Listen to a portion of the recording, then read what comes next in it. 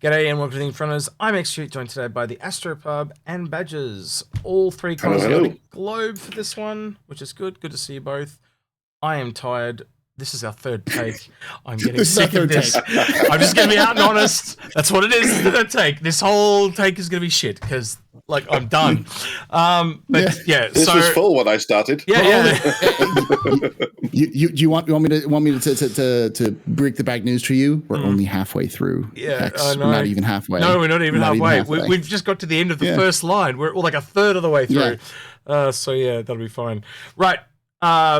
We were saying there's only a couple of alien ships left. We've got the Raelian, the Santhai, and then we're obviously probably going to get some more vehicles and stuff down the road. But I'm surprised there's so few left to kind of get out, so to speak.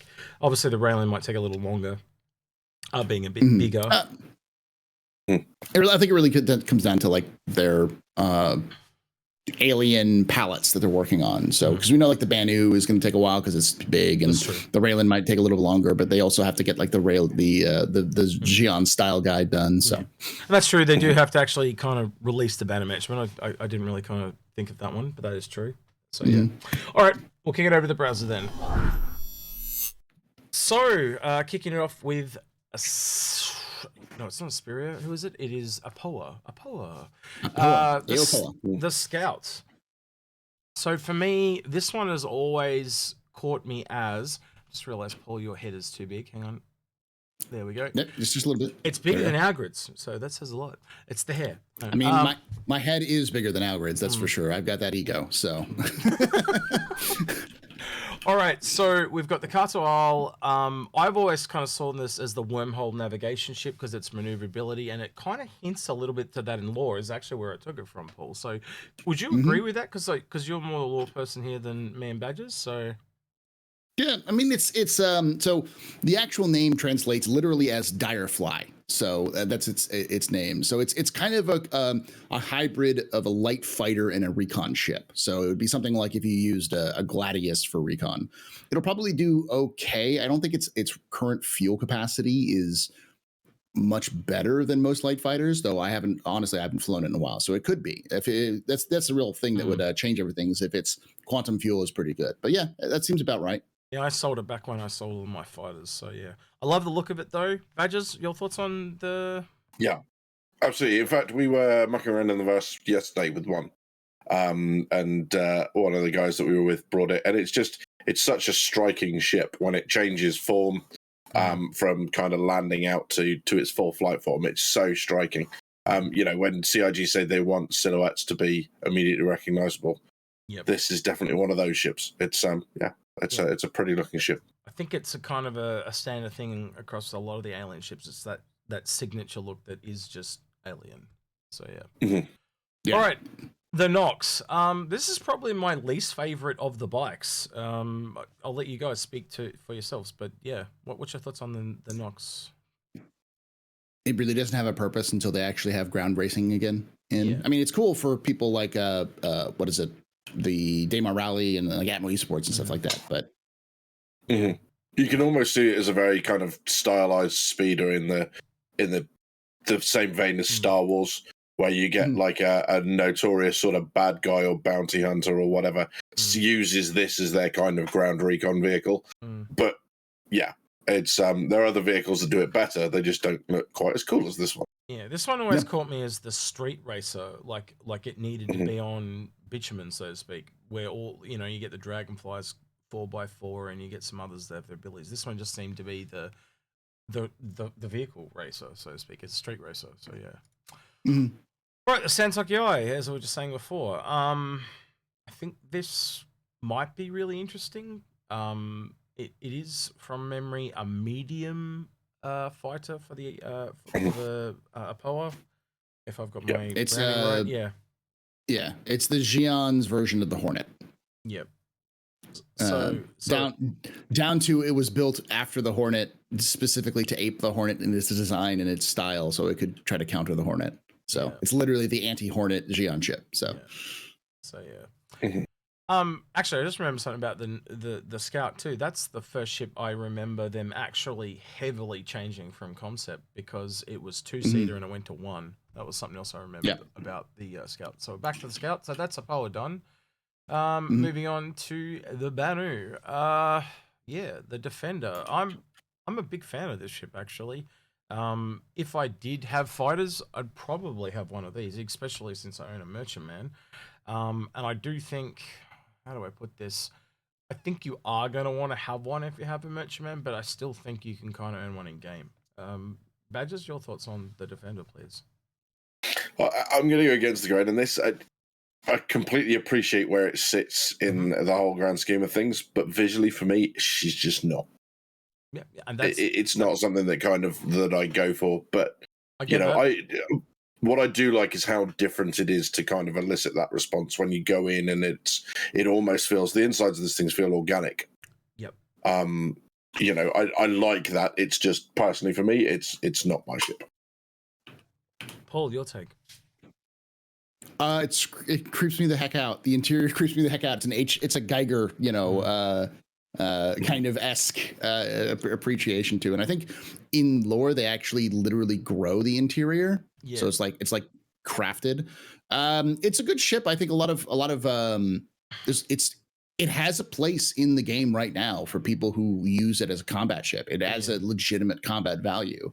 Though I think the two-seater part of it is gimmick right now. There's just really nothing other than it's a one-seater with another seat as option. It's kind of like the Hornet, Super Hornet. It doesn't make a lot of sense, does it? Like, because if it was to me, I like shooting forward and separately from the other person doesn't make any sense. Unless there's some kind of weapon that's coming down the line that requires two people somehow to fire. And maybe that's a thing that they just haven't shown, but like I don't see it yet. So obviously there's some kind of disconnect there. So yeah. Yeah.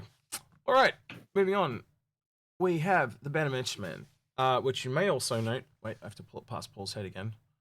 It's now jumped to 650 today as well, if you haven't seen that already. So yeah. What do you want to say about the Banu Merchantman? I think we've kind of already said it before, but it's grown. It's a behemoth. Yeah, it's a 890. That's what it is. It's just an 890 but alien.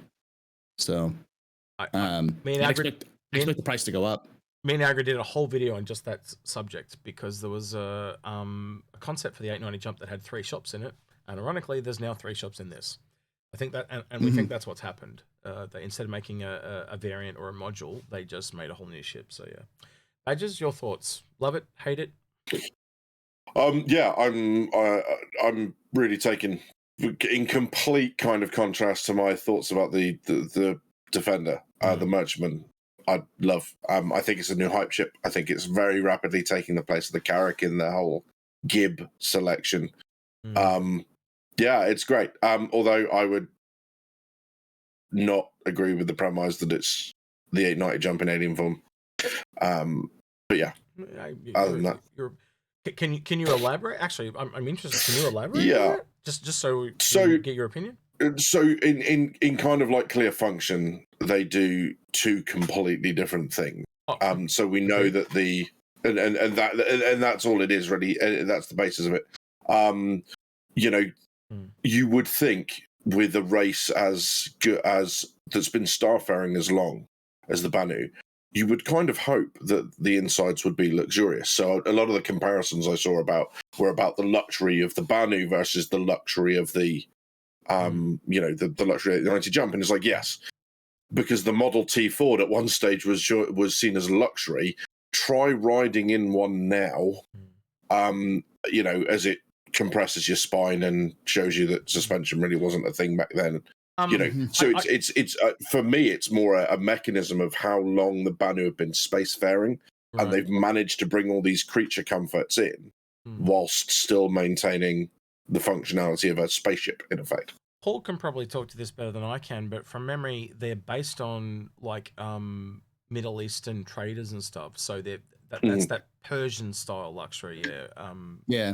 Yeah, like Persia, but it's like the Saudi Arabia kind of like that kind of Bedouin merchant trading kind of is the original concept behind them. So more like silks and furs type of luxury, not modernist. Yeah, you can very much see that as the kind of the entranceway deploys, and they were talking about like all the canopies coming out. That's exactly the image that they've kind of achieved, I think.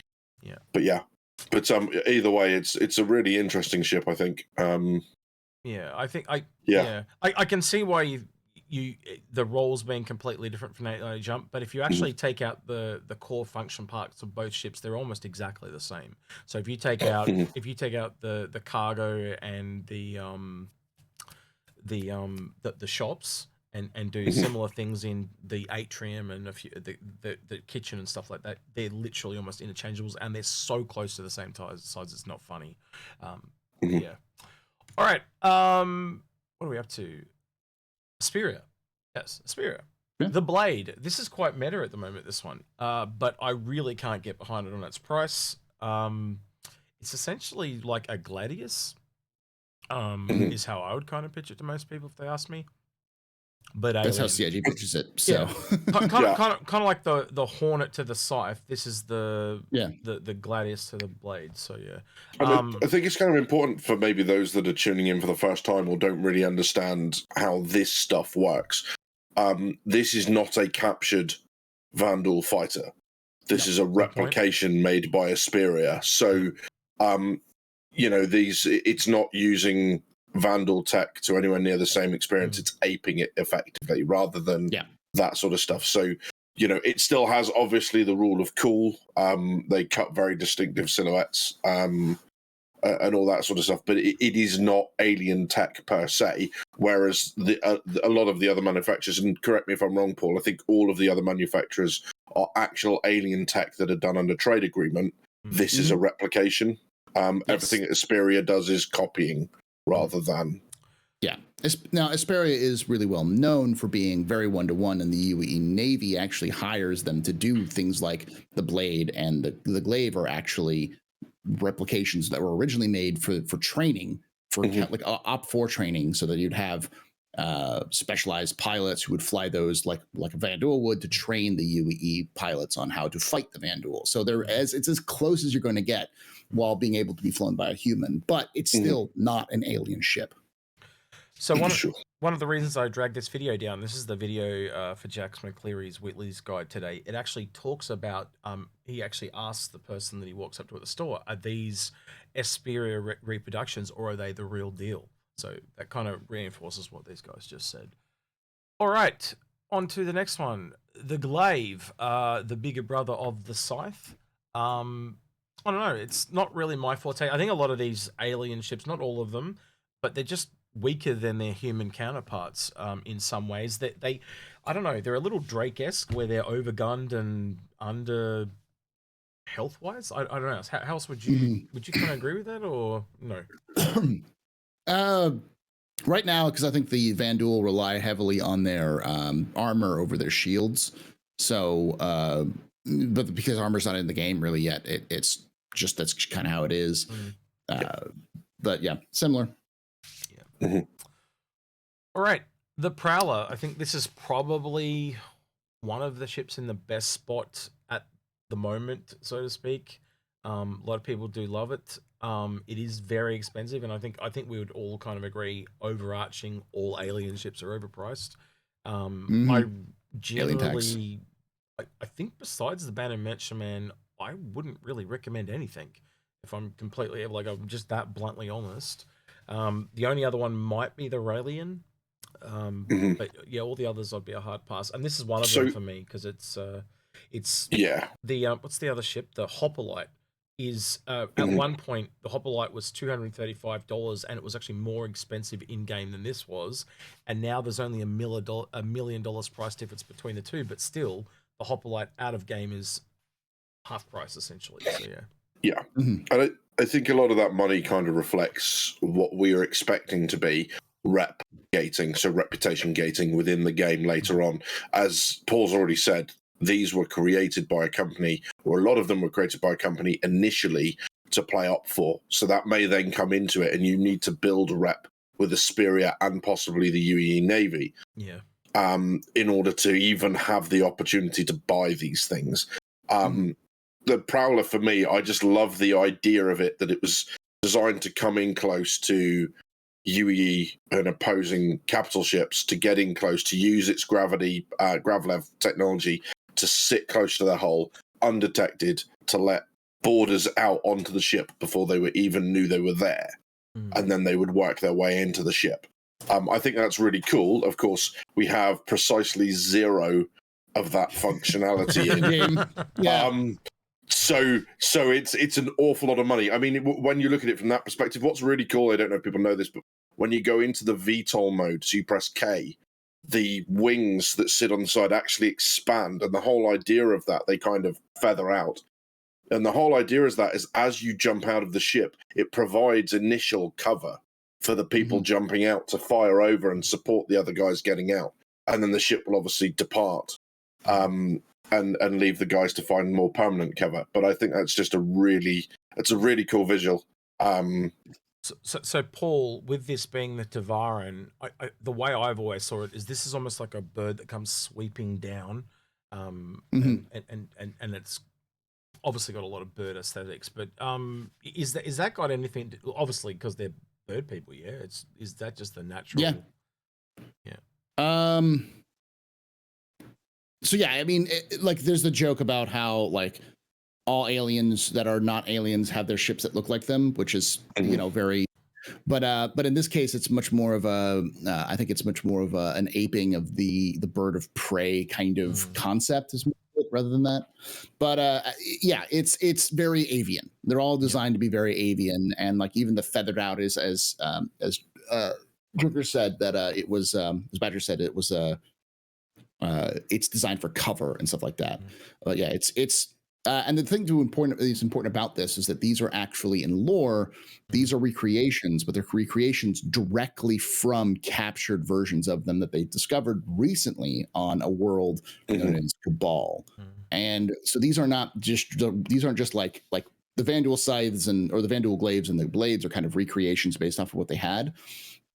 They actually have these vessels. They disassembled them intact, figured out what the parts were, remanufactured them to modern specs, and then assembled brand new ones for the market. And so these aren't. And we also know in lore that the Tavaran actually use them. Like Tavaran today actually purchase these from Asparia and to use them for their own purposes. So they actually have human components, though, I assume. Yeah, they're just modern components. They're just modern manufactured components, but they're manufactured with the same components that they were originally. But the shields of 2960 or 2604 are very different from the shields today. So they had to upgrade some of the systems, but pretty much all of the non-specific components are modern. In fact, we actually have modern versions of the phalanx shield thanks to the Banu, and like the Banu Defender actually has the phalanx shield, the old Tavaran phalanx shield. So it has some Tavaran tech in it still.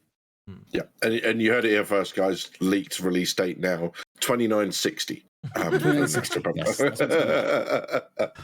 All right, Sorry, I think we can kind of pair these next two together. So we've got the Talon and the Talon Shrike. I think you're a fan of the Talon, one of the Talons, aren't you, Badges, from memory? Or I had the Shrike, and I based that decision on the very sensible, very kind of purple. Purpose-centric of I wanted that color. Yep. I couldn't decide which one I wanted, and it came down to color. I love the idea of the Shrike. So the Talon is more traditional fighter. The Shrike has a bespoke missile launching system of 21 missiles. I'm sure I'm wrong on the number, but someone will correct me. Yeah, that sounds right. Yeah, and it literally, these things would come in swarms and just unleash an absolute maelstrom of missiles and then back out again. But that was the whole idea, that you would just get huge bunches of these things. They look great. And the whole fact that, like the Prowler, the inside of the canopy is a screen, so you get all the bits rotate into a view of the outside. And of course, it becomes your escape pod as well. So the escape pod for this thing, the canopy actually ejects forward to separate from the rest of the ship. So I do remember when this came out, we were saying how reasonable it was priced for an alien ship. So yeah, it really did surprise us at the time. So yeah, I think it's very different.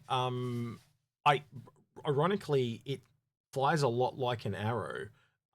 It's just that it's got, because of the feathers, so to speak. It is just a bigger ship because of that. But weight-wise and that, it's very similar in how it handles. I think one of them pitches up and down better, and the other turns better. But other than that, they're very similar to each other. This is intentional. I mean, effectively, all that it is that the Shrike is just literally they just swap out the guns for the missiles, because the Shrike was an actual creation by the Tavaran, but it was a Second Tavaran War Tavaran creation, and the ones that we captured were all pre-First Tavaran War. So these were all, so like we don't actually have the modifications that they did to the Shrike. We just have the original Talon. So so it's slightly, so even say it in lore, it's like slightly different than that. But it's designed, at least according to CIG, it's designed as a light craft, but it's much more of a light ground attack craft or a hit and run attack craft. So it's much more similar to the Buccaneer. And I think that's, if you're looking for something like that, but a little bit more flashy, then yeah, it's great for that. It's going to give, it's probably going to give you a little bit more advantages in here and there and such, and it has an escape pod, so you won't die. But if you're looking for that kind of aesthetic with that kind of gameplay, that's definitely something I'd look at. It's okay for the price, but it's also one of those questions of, because it's now available in game, I think, do you want to buy it or do you want to buy it in game? Actually, it makes a lot of sense because it's only $5 more than the Buccaneer. So yeah, that makes a lot of sense. Yeah, I mean, I think it's the same across the board. Exactly what you were saying, X. As I normally shy away from conversations about money, but you know, when you look at the Prowler, for example, the fact that the Prowler is more expensive than the Reclaimer, and yet I owned the Prowler in a couple of months of not persistent gameplay. It wasn't like I was going mad about it. I was just choosing profitable routes and more advanced missions that you get through getting higher rep. And I just kind of stumbled onto buying the Prowler. And when you put that cost up against the Reclaimer, and then the fact the Prowler's more expensive, you know, like I say, I normally shy away from financial advice, but there are much better ways to get these than buying it, unless, of course, you absolutely want one, in which case, go nuts.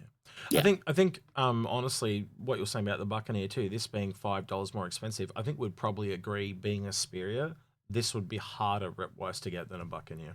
Oh yeah. The Buccaneer is going to be dime a dozen. You'll be able to get them cheap and pretty much anywhere. But if you want to get a unique ship that'll be difficult to get in game when the game fully gets to the state it's going to be in, then yeah, this would be a good one to get if you want it for a collection. Yeah. All right. Last but not least, the Gatak. I also do think this is a manufacturer we will actually see more of. Obviously, just one ship from them seems a bit weird. So if we were to get some more alien ships, I think it would be these guys. But I think this was great value when it came out. To me, this is clearly the ship that replaces what the old Bannerman was, which was the blockade runner, and now it's morphed into a flying shop ship. So, yeah. So for me, that's what this is. It's got some weird lore stuff on it. Doesn't pull out. They've got like, because the Xian are like little turtle people, it's got like back scratches and all this weird stuff in it. But yeah, I'll let Paul speak to that one. Oh, sorry. Go ahead. Sorry, Paul. It's both a human and Xian. So there's a concept that people need to understand when talking about aliens, especially in Star Citizen, is that the aliens in Star Citizen seem, if you just look at them on the surface, it's like, oh, it's just, you know, the Xian are like the Persians or the Chinese, and the Banu are the Bedouins and that kind of thing. And the Tavaran are, you know, the Carthaginians or the Gauls or something. But in reality, that was the starting point. They have since diverged massively from their original concepts. That was just the starting point where they worked off of.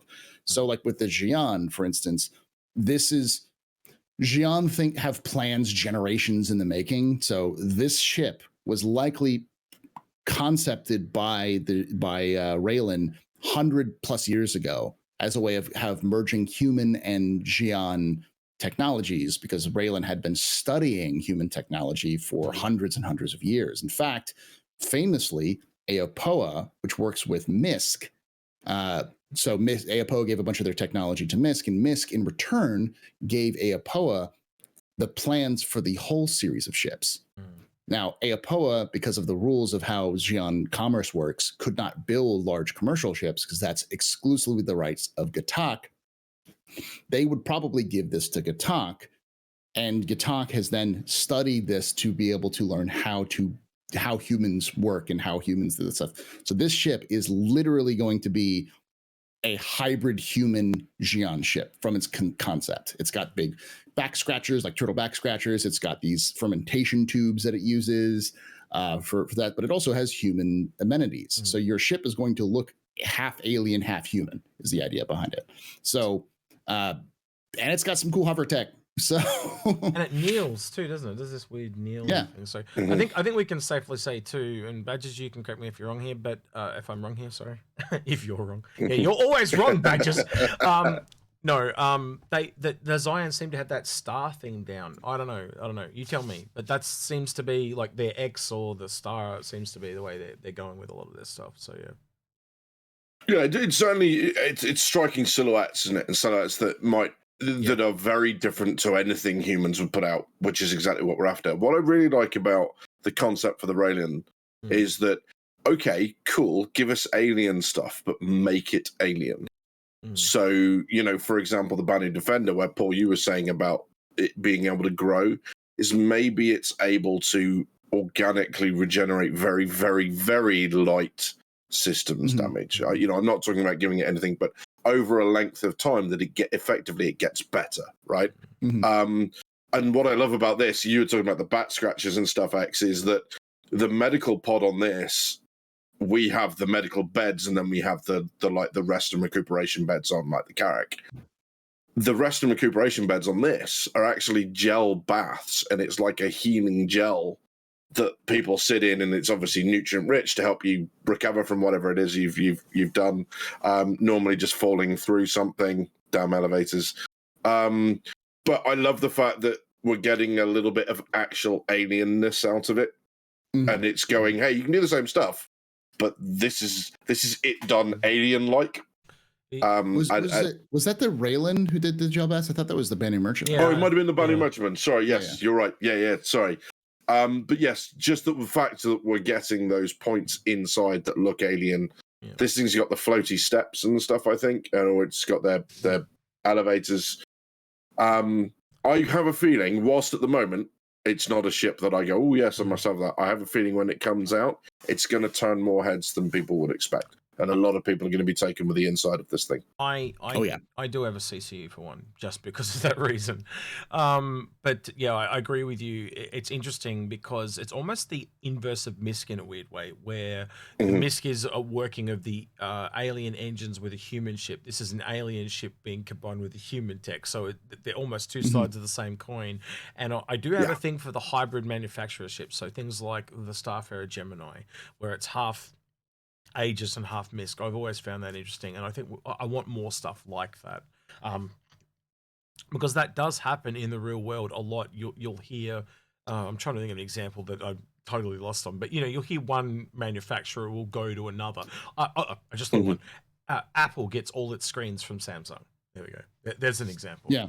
So they do work together, and I would like to see examples of like that in game more. Merlin and Kruger is a good one as well. Yeah, it's a good example. Absolutely. All right. So this is going to be a little bit longer than normally just saying what is the good CCU here. So what we actually have here is you have the Banu Merchantman has now jumped to $650. So there's a CCU that will save you $50 if you buy it, but this is the problem. There are two ships here, the Orion and the Liberator, that you can jump from, and it costs you it'll cost you $25, but neither of these are the best option. So, and once you go back, it obviously becomes more and more expensive, because generally if you're going to the Orion, you're probably going to wait for the Orion to increase, and the Liberator is going to increase as well. So you kind of have to take your gamble there, but I think what this is a sign of, and you guys can correct me if you think I'm wrong. I know you don't usually do this type of thing, so you're probably going to say nothing, knowing the pair of you.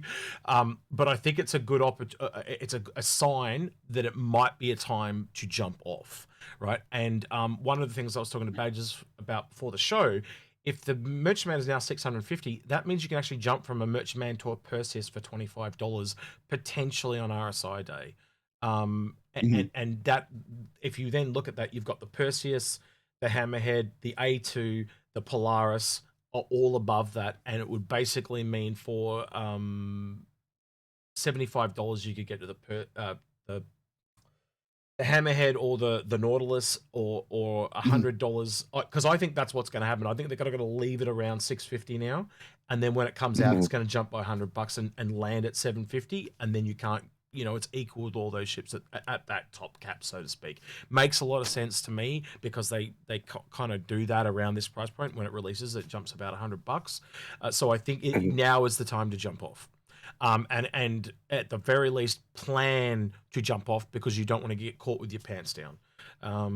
So yeah, that's from a CCU game perspective. So I don't know if you guys agree with that, but yeah, your 2 cents. Yeah, I don't know much about the CCU game, but I think the Orion would be a good option because the Orion's definitely going up in price when it actually comes out because I think it's massive, and we know that the Merchantman's about to likely, if it's going to be completed by the end of the year. End of next year, which would be there's a lot of questions that they have about it because of the nature of it, but we know it's coming to its completion, and so it'll end up resting at its final price. But the Orion is still several years out, and if anything, that ship's just going to get bigger. Yeah, so I would not be surprised if we actually see the Orion after the Liberator, believe it or not, because I think the Liberator's probably got more pyro things in it, like it's needed to transport stuff, and there's not a lot of gameplay connotations. If you go through that, there's nowhere near as many gameplay connotations as there is for the Orion, because that thing's got to eat massive. There's no gameplay for it right now because it's got to eat massive big asteroids, so they're gonna have to make that and breaking them up and all that stuff. So I think that's a lot further along. The Orion is a lot older. I would probably go through the Orion, but I could see options for both. And as I said, because of that, combined with the price point, I think if you are planning to jump out, the time is now. All right, with that then, I think we are done a Rooney. So that's Alien Manufacturers. We've got Anvil tomorrow. I think we are all going to pretend to look shocked and surprised when they bring out the Medical Pisces. But I will actually. Badges, are you coming tomorrow? I can't actually remember who's coming tomorrow, but I hope you're coming tomorrow because I would like to get your 2 cents. I can be right. Yeah, absolutely. So you will be around. I command you. No, I'm just kidding. I planned my time off this week well in advance, having no idea this would be when IAE was. So just happy coincidence, I guess. But yes, I will be around and have a look at the Medical Pisces because I'm tempted. Yes. Not gonna lie. Yeah, because I know you're a big fan of the bunker missions. So yeah. So I'm just looking at the thing now. I've actually got Loken and Space Tomato for tomorrow. It's the only day Space Tomato's turning up. But I know you're a fan of Space Tomato, so I might let the Space ASM artist. Yeah, so I might let you because he likes to hang out with Space, but he does get off. So yeah, you can turn up Badges and we'll do a 4-person show just for you. All I want to do basically is record Space Tomato saying Perseus slowly, and that will be me. That's I could die happy, man. I actually think I could probably convince him just to say Perseus slowly once for you, and you can play it on the loop. So All right, then. Don't forget to, like, subscribe, ring that notification bell. We have been hearing a lot of people say that they are not getting all our videos, so remember to turn on the all part of the notification bell. If you want to go the extra mile on Patreon, we've got YouTube memberships. I'm trying to get the YouTube membership to work with our bot on Discord, so it'll actually give you a role on Discord for the YouTube memberships as well. I was working on that today. That should be coming shortly. I have put up a whole bunch of new roles on Patreon as well. I'd like to know in the comments below what your thoughts are specifically on the Banu Merchantman jump off point, because I think that's a thing as a community that we do the CCU game stuff. Is it the time to jump off? So that's the discussion I'd like to have in the comments below. Also on Discord in the CCU Helpers channel, feel free to have that discussion as well. Or where the mods tell you to do it, because I probably just got them in trouble and they're yelling at me, but you get my point. So yeah, is there anything you guys would like to hear specifically about Alien Day Manufacturer? Yeah, I mean, I would like to hear from people what ship specifically they would like to pirate first from the Prowler and why it's X's newly acquired Kraken. Yes. I'm so putting my Kraken into your Perseus, don't you worry. All right, Paul, anything you'd like to hear about alien ships specifically? I'd like to hear what people want future alien ships. What kind of ships do they want? Because we've heard a lot of noise about possibly a Xi'an or Banu like salvage ship or mining ship from that people have been wanting for some like more industrial based ships from alien manufacturers. Bikes too. I think that's pretty obvious. Yeah, bikes, vehicles. Do we want a Xi'an hover tank? That'd be cool, right? Those sorts of things. So let me know what you want in terms of alien ships in the future down below. And I'll just add on the back of Paul's real quick. Any more cross-alien human manufacturer stuff? Like I'm keen on that. So yeah. You gonna say, Badges? I was going to say there's somewhere in CIG there's a newly appointed ship team lead thing just screaming at Paul, stop talking. No. Making me. Yeah. All right. Just frantically twitching without knowing quite why. All right, with that then, he's been Badges, he's been Astropub, I've been Execute, and we'll catch you in the next one.